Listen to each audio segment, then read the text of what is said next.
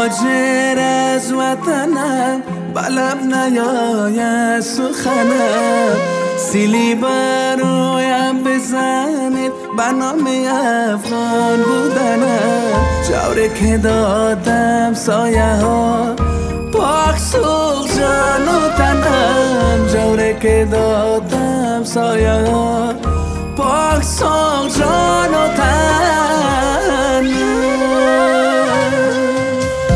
مهاجرم وطنم، مهاجرم وطنم، مهاجرم وطنم، مهاجرم وطنم.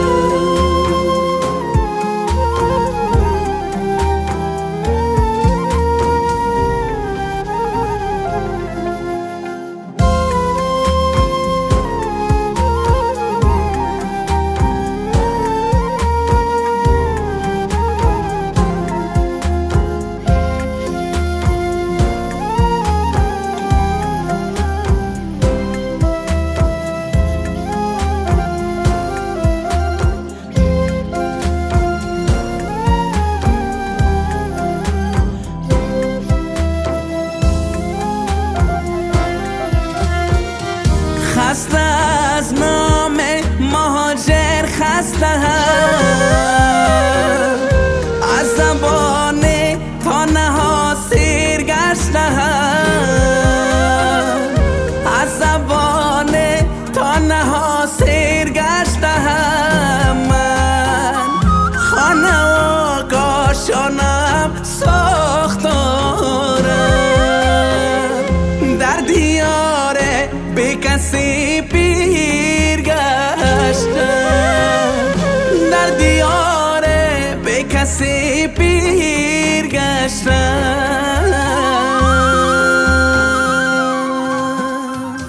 مهاجر از وطنم، مهاجر از وطنم، مهاجر از وطنم، مهاجر از وطنم.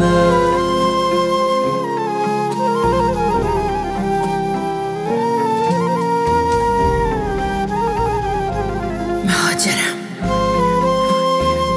به هر دیار که رفتم، بی نشان سوختم، به خاک غربت و غم ناتوان سوختم. مهاجرم که دل از خاک خود جدا کردم، غریب و خسته پی لقمه نان سوختم. دست خالی تو مرا کردی رها، این همه ظلم و ستم بر ما چرا، این همه ظلم و ستم بر ما چرا.